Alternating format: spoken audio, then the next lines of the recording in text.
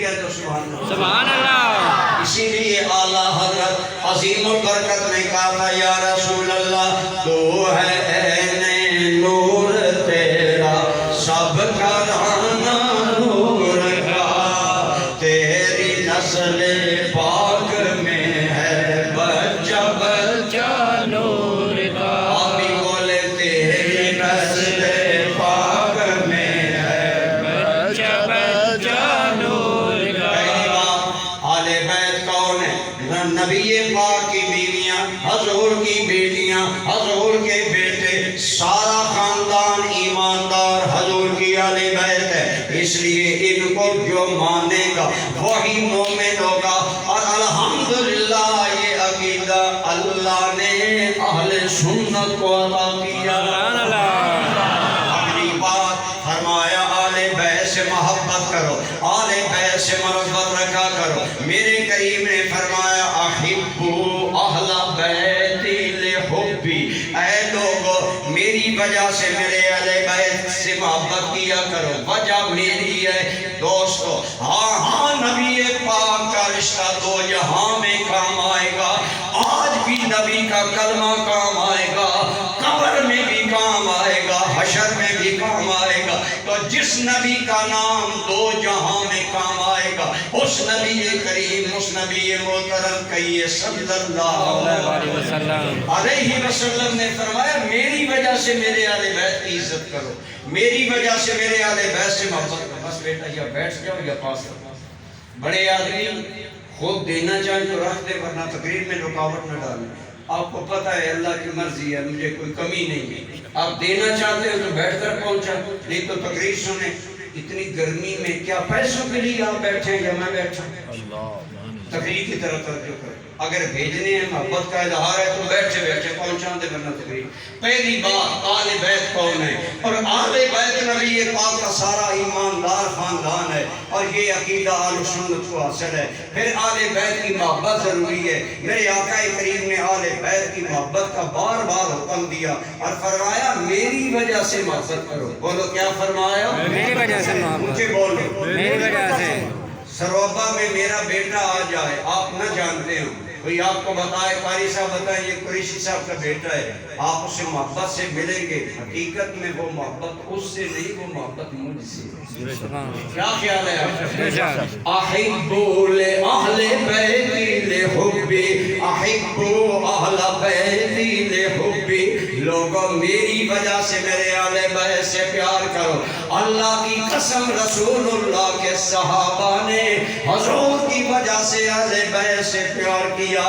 آج لوگ کس سے کہانیاں پڑھ رہے ہیں، حضرت عمر نے یہ کیا، حضرت ابو بکر نے یہ کیا، واللہ بالکل بکواس ہے۔ یہ سارے کے سارے آل بیت کا حضور کی وجہ سے احترام کرتے تھے۔ سبحان اللہ۔ روایات میں آتا ہے جب حسنین گلی میں آ رہے ہوتے بڑے بڑے صحابہ سواری سے اتر جاتے، سبحان اللہ، سواری سے نیچے اتر آتے اور گلی کے ایک سائڈ پر کھڑا ہو جاتے۔ ایک بہت بڑے اکابر صحابہ میں سے بالکل گلی کے کونے میں کھڑا ہے۔ کسی نے کہا حضور آپ کیوں کھڑے ہیں؟ فرمایا حسن گلی سے گزر رہے ہیں، میں رسول اللہ کے احترام میں کھڑا ہوں۔ سبحان اللہ۔ یہ اہل بیت کی محبت کی احترام، حضور کے اہل بیت کا احترام سرکار کی وجہ سے۔ تو جس طرح حسنین کریمین کا احترام حضور کی وجہ سے ہے، اسی طرح رسول اللہ کی بیویوں، رسول اللہ کی بیٹیوں، رسول اللہ کے بیٹوں، حضور کے سارے خاندان کا احترام ہر مومن کو کرنا چاہیے، اور الحمدللہ اہل سنت کرتے ہیں۔ اور میرے کریم نے بھی فرمایا اے لوگوں میں تم میں دو چیزیں چھوڑ کر جا رہا ہوں، ایک اللہ کا قرآن، یہ سب سے بڑی چیز ہے، حبل اللہ ممدود من السماء الی الارض، ایک چیز میں قرآن چھوڑ کر جا رہا ہوں، یہ اللہ کی رسی ہے، جو اس سے لپٹ جائے گا وہ رب سے مل جائے گا۔ پہلی چیز قرآن قرآن. دوسری چیز فرمایا وَإِتْرَتِي أَهْلُ بَيْتِي، اور دوسری چیز میں تم میں جو چھوڑ کر جا رہا ہوں وہ میری عزت، وہ میری عطرت، وہ میرے اہل بیت ہیں. اہل بیت سے بھی پیار کرنا. آگے فرمایا اور سن لو وَلَن يَتَفَرَّقَ اہل بیت، اور قرآن کبھی جدا اکٹھے رہیں گے. جو قرآن کہے گا آل بیت وہی کریں گے. قرآن کے خلاف آل بیت نہیں چلیں گے، بلکہ قرآنی عقائد، قرآنی اعمال پر میرے آل بیت چلیں گے. گویا بتا دیا اگر میرے آل بیت ہو تو قرآن پر چلیں گے. آج بہت سے سید ہمیں نظر آتے ہیں، دعویٰ سید ہونے کا، عقیدہ غلط، عمل غلط، داڑھی صاف، نماز نصیب نہیں، دنیا ٹارگٹ ہے، سید ہیں، بس نام پر آپ لوگ بھی گر جاتے ہیں، قربان ہوتے ہیں. اصلی سید وہ ہے جو رب کے قرآن کی پیروی کرے. سبحان اللہ.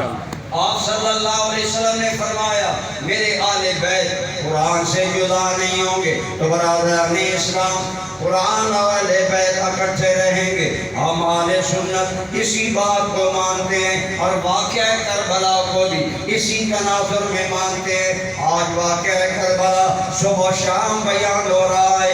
اگر سن کر کیا پتہ چلے گا؟ واویلا، مرثیہ خوانی، نوحہ خوانی، ہائے ہائے ماتم، بے صبری، بے کلی، اللہ کے فیصلوں پر شکوے. حاشا وکلا، نبی کی اہل بیت نے زندگی بالکل قرآن کے مطابق گزاری. سبحان اللہ. بالکل قرآن کریم پر چلے.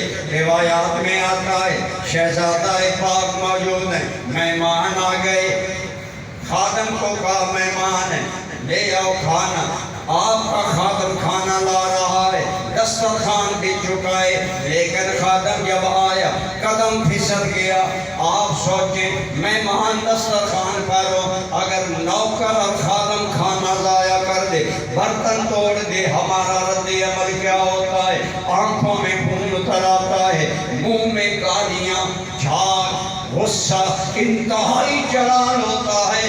امام صاحب کے مہمان آ گئے ہیں اور مہمان آیا، قدم پھسلا مہمان، آپ کا نوکر غلام گرا، برتن ٹوٹ گئے، کھانا ضائع ہو گیا، مہمان دسترخوان پر بیٹھے ہیں. غصہ آنا فطری امر ہے.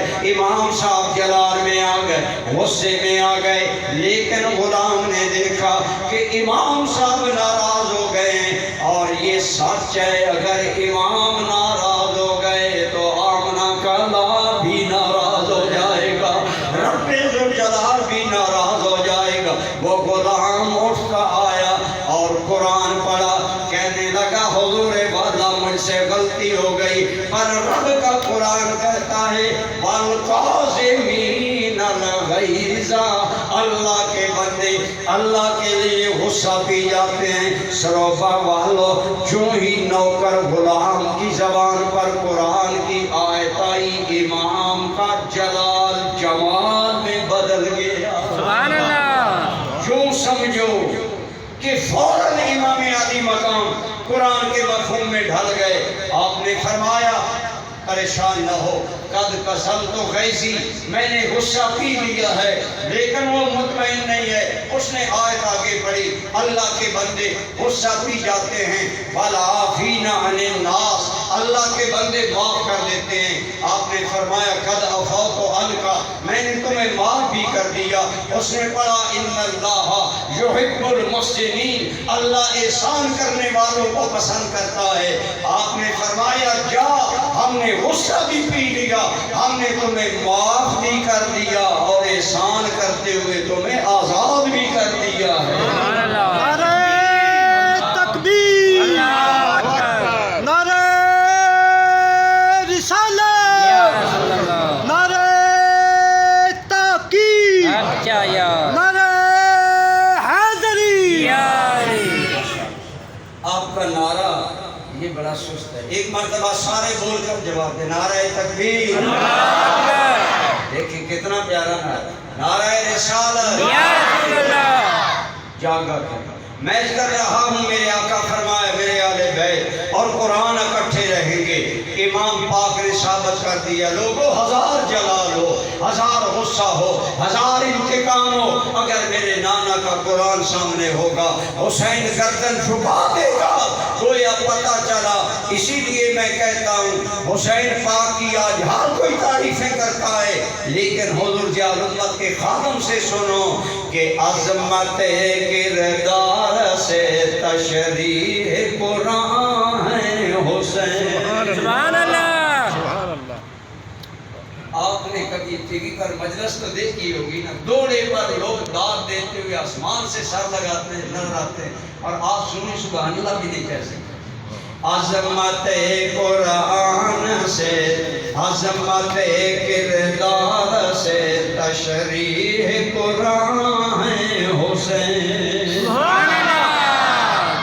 امام علی مقام رضی اللہ تعالیٰ عنہ، آپ کا سارا گھرانہ، میرے آقا نے بتایا میرے اہل بیت قرآن کے مطابق رہیں گے، ان کی زندگی قرآن کے مطابق ہے، اور قرآن نے بتایا یا ایھا الذین آمنو، اے ایمان والو، اگر مصیبت آئے، اگر پریشانی آئے، اگر غم آئے، اگر دکھ آئے، کوئی پیارا مر جائے، مومن نے کیا کرنا ہے؟ استعینو، اللہ سے مدد مانگنی ہے۔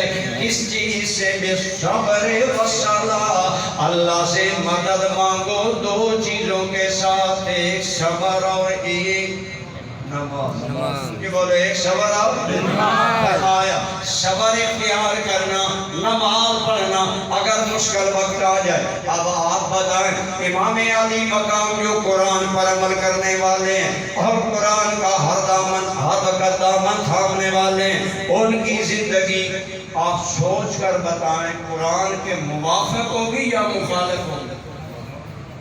بولو، قرآن کے مطابق ہوگی امام علی مقام کی زندگی یا مخالف ہوگی؟ امام کو قرآنی تعلیمات کا پیرا دینے والے تھے۔ حضرت امام علی مقام کے ساتھ واقع کربلا پیش آیا، کوئی ایک بھی مرحلہ نہیں امام صاحب نے صبر کا دامن چھوڑا ہو، نماز کا دامن چھوڑا ہو، بلکہ اللہ کے قرآن کو مد نظر رکھا، اور مشکل مرحلہ پر صبر بھی کیا، نماز کا بھی دامن تھامے رکھا۔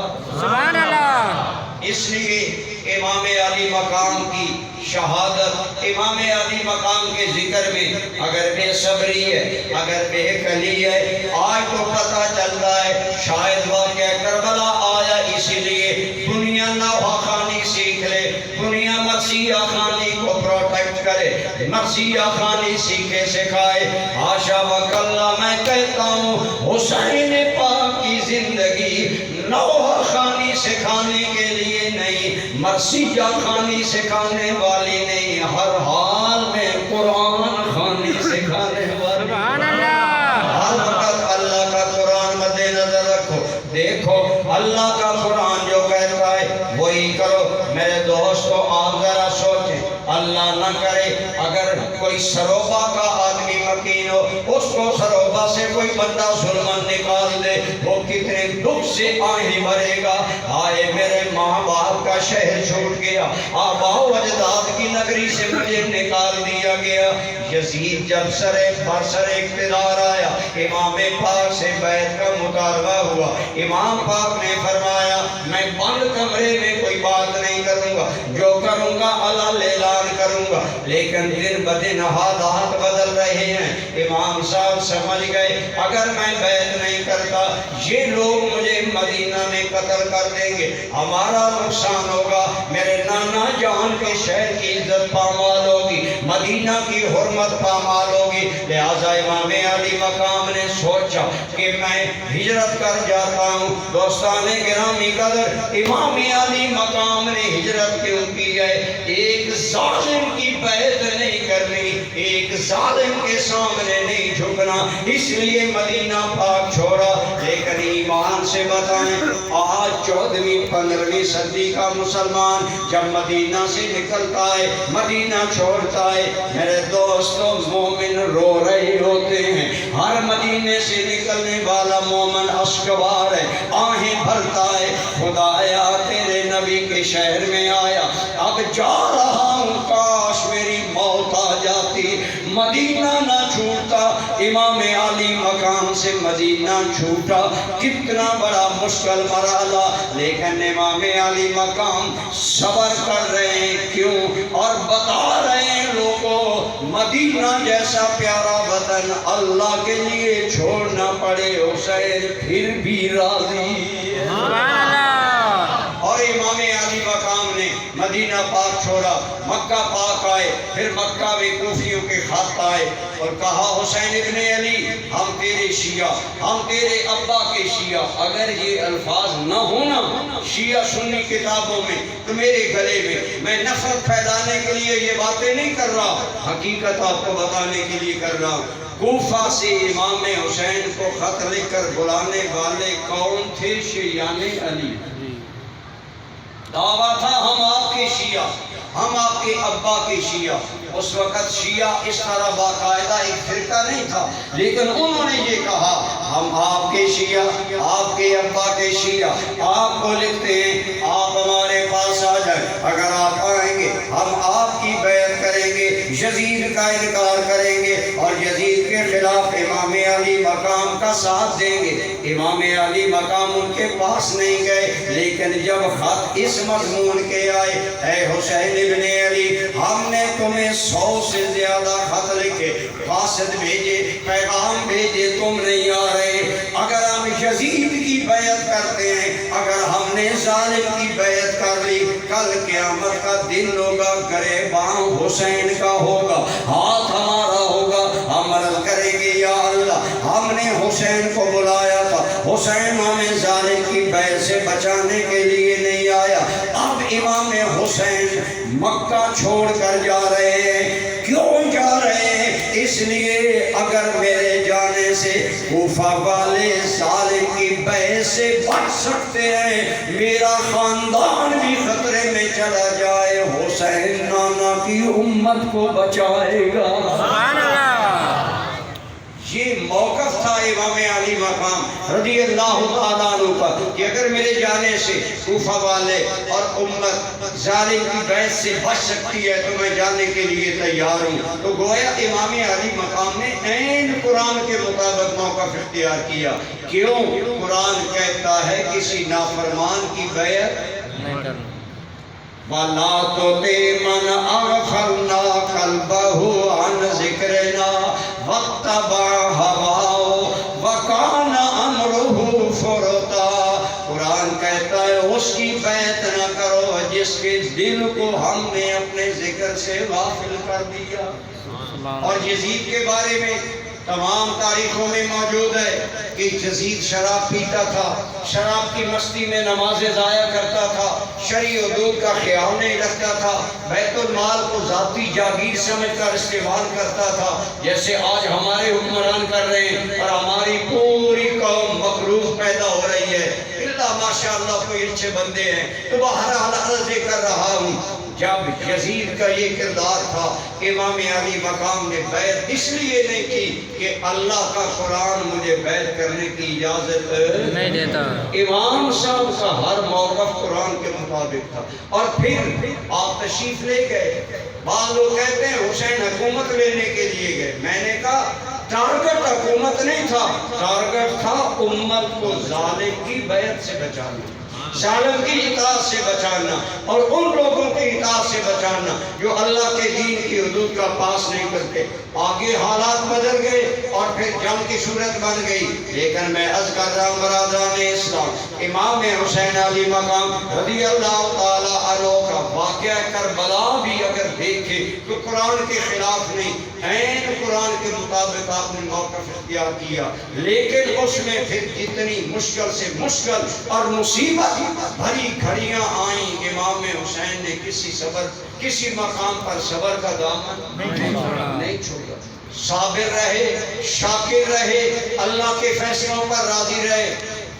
آپ 2 محرم الحرام کو میدان کربلا میں پہنچے، اور بن یزید ریاحی یہ ابن زیاد کا افسر ہے فوج کا، اس نے 1000 آدمی لے کر بھیجا حسین ابن علی کو ایسے صحرا میں لے جاؤ جہاں نہ پانی ہو، نہ آرام ہو، نہ کوئی شہر قریب ہو، نہ آسائش ہو، تاکہ ظالمانہ گلا دبایا جا سکے۔ بالآخر 9 محرم الحرام تک مذاکرات چلتے رہے۔ عمر بن سعد یہ ایک صحابی کا بیٹا تھا، کوشش کرتا رہا کہ جنگ ٹل جائے، لیکن 9 محرم کو شمر ابن زیاد سے پروانہ لے کر آیا کہ اگر ابن سعد جنگ کرتا ہے حسین سے تو ٹھیک، نہیں کرتا فوج کی کمان تم لے لو اور 2 باتیں کرو۔ پہلی بات، اے حسین ابن علی یا بیعت جدید میرے ہاتھ پر کرو۔ امام پاک نے کیا جواب دیا؟ آپ نے فرمایا اے ابن زیاد، تیرے ہاتھ میں ہاتھ دینے سے ذلت کی زندگی ملے گی، حسین ذلت کی زندگی پر عزت کی موت کو ترجیح دے گا۔ سبحان اللہ، اللہ اکبر، یا رسول اللہ، اب کیا یار، یا علی۔ تو امام علی مقام آپ نے فرمایا بیعت تو نہیں ہو سکتی، یہاں آپ رک کر سوچیں، امام حسین بیعت کر لیتے، خاندان بچ جاتا، دنیا ملتی، حکومت میں حصہ داری ملتی، جیسے آج ہمارے ملک میں ہو رہا ہے، ضمیر کا سودا حکومت پر، ضمیر کا سودا پیسوں پر۔ لیکن حسین کریم تو دنیا کو ضمیر کی زندگی کا سبق دینے والے تھے۔ آپ ڈٹ گئے، آپ فرمایا خاندان ذبح ہو سکتا ہے، حسین باطل کے ہاتھ میں ہاتھ نہیں۔ سبحان اور امام علی مقام ڈٹ گئے اور ثابت کر دیا، کٹا کر گردنیں دکھلا گئے ہیں کربلا والے، کبھی باطل کے آگے جھک نہیں سکتے خدا والے۔ اس سے ثابت ہوا حضرت امام حسین نے یزید یا ابن زیاد کی بیعت نہیں کی، وہ بیعت کے قابل نہیں تھے، لیکن اس کے مقابلے میں حسین پاک کے ابا مولا علی نے 3 صحابہ کی بیعت کر لی۔ کیوں کر لی؟ وہ بیعت کرنا حق تھا، یہ بیعت کرنا حق نہیں تھا، بیعت نے حق کا ساتھ دیا ہے۔ اس سے 3 صحابہ کرام کی خلافت بھی حق ثابت ہوتی ہے کہ اگر نعوذ باللہ خلفائے راشدین حق پر نہ ہوتے، حضرت علی کبھی بیعت نہ کرتے۔ اس سے ثابت ہوا حضرت علی المرتضی شیر خدا نے بیعت کر کے حق اختیار کیا اور حسین نے بیعت نہ کر کے حق اختیار کیا۔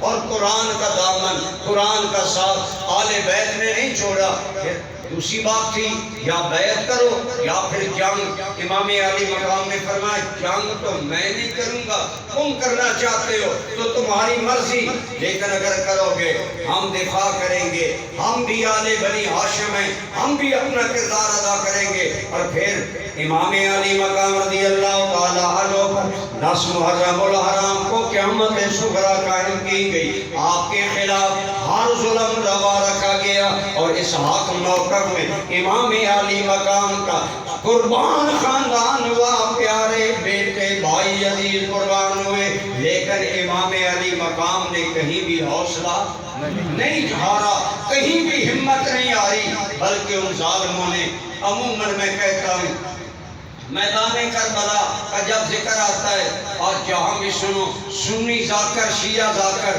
حضرت غازی عباس کا ذکر کریں گے، حضرت غازی عباس کے جھنڈے پنجے کے نام آئیں گے، لیکن سوال ہے کیا میدان کربلا میں حضرت عباس بن علی یعنی امام حسین کا ایک بھائی شہید ہوا یا اور بھی کوئی ہے؟ تو اگر شیعہ کتابیں پڑھیں حضرت امام حسین کے علاوہ آپ کے 8 بھائی کربلا میں شیعہ روایات کے مطابق شہید ہوئے، سنی روایات کے مطابق 5 بھائی شہید ہوئے، لیکن دوستو ان 5 کے نام نہیں لیے جاتے، ان 8 کے نام نہیں لیے جاتے۔ کیوں؟ اگر وہ نام لے تو کربلا کے شہداء میں ہمیں نام ملیں گے، جعفر بن علی، عمر بن علی، عثمان بن علی، ابو بکر بن حسن، گویا مولا علی کی اولاد میں 3 یاروں کے نام موجود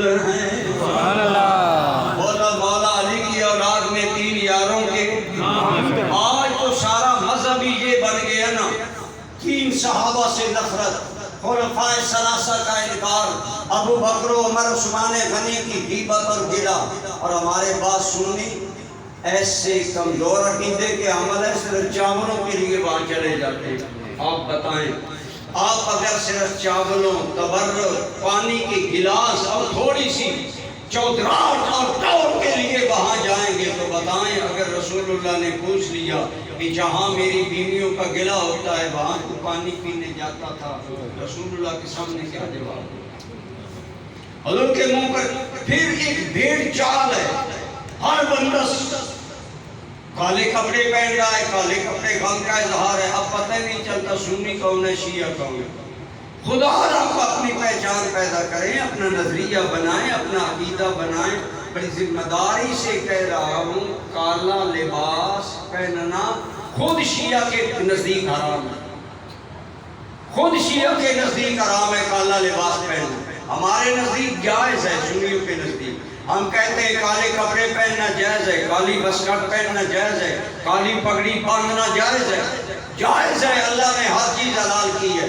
لیکن اگر محرم میں آپ پہنیں گے تو آپ ایک قوم کے ساتھ مشابہت کریں گے، اور حضور کی حدیث ہے من تشبہ بقوم فہو منہم، جو جس سے مشابہت کرے گا قیامت میں اسی کے ساتھ اٹھایا جائے۔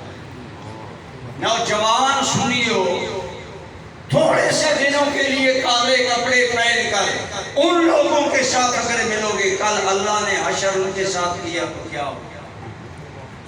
اس لیے اپنا عقیدہ، اپنا نظریہ اس کو سامنے رکھو، اور ہمارا الحمدللہ نظریہ بالکل برحق ہے کہ آل بیت اعظام نے ہر قدم پر قرآن کا ساتھ دیا، اور امام علی مقام نے کہیں بھی صبر، رضا، اللہ کی خوشنودی کا آپ نے مقام نہیں چھوڑا۔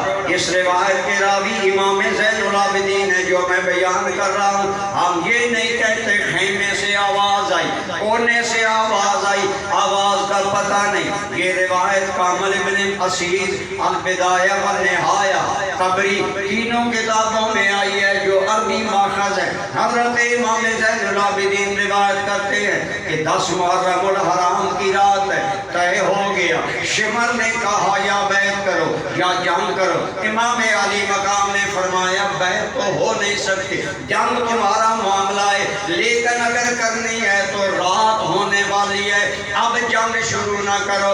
امام علی مقام نے رات کی مہلت مانگی، انہوں نے سمجھا امام علی مقام چھپ جانا چاہتے ہیں، رات میں بھاگنا چاہتے ہیں۔ آپ نے فرمایا نہیں، ہم چھپنے والے نہیں، ہم بھاگنے والے نہیں، میں رات کیوں مانگ رہا ہوں؟ اگلا جملہ سنیے اور امام حسین کے بارے میں جانیے، کتنا پیار ہے اللہ تعالیٰ کی نماز اور عبادت سے۔ فرمایا اے کوفیو، اے یزیدیو، میں اس لیے رات مانگ رہا ہوں، میرے رب کو پتا ہے رات کے وقت رب کو یاد کرنا حسین کو کتنا پیارا۔ سبحان اللہ۔ رات کی گھڑیوں میں، تنہائیوں میں، اندھیروں میں اللہ اللہ کرنا، اللہ کو پکارنا حسین پاک کی عادت ہے۔ فرمایا میں سمجھ گیا تم مجھے زندہ نہیں چھوڑو گے، میں چاہتا ہوں کہ کربلا میں بھی آخری رات حسین کی اللہ کی عبادت کرتے کرتے گزر جائے۔ سبحان اللہ۔ امام کو کربلا میں بھی جا کر نماز کو نہیں بھولے اور رات محض عبادت کے لیے مانگی۔ بہرحال امام زین العابدین کہتے ہیں ہمارا ایک غلام تلوار صاف کر رہا ہے، ابا جان حضرت امام حسین نے اسے دیکھ لیا۔ جب دیکھا تو عربوں کا معمول ہے جنگ کے وقت رجز پڑھتے ہیں، شعر پڑھتے ہیں، عام لوگ شعر اپنی بہادری کے پڑھتے ہیں۔ امام علی مقام نے جو شعر پڑھے ان کا مطلب تھا، ان میں آپ نے فرمایا یہ دنیا بے وفا ہے، یہاں سے انسان نے جانا ہے اور اللہ کے بغیر یہاں کوئی رہنے والا نہیں، موت ایک یقینی مسئلہ ہے۔ جب امام علی مقام نے موت کا ذکر کیا، امام زین العابدین فرماتے ہیں یہی بات سیدہ طیبہ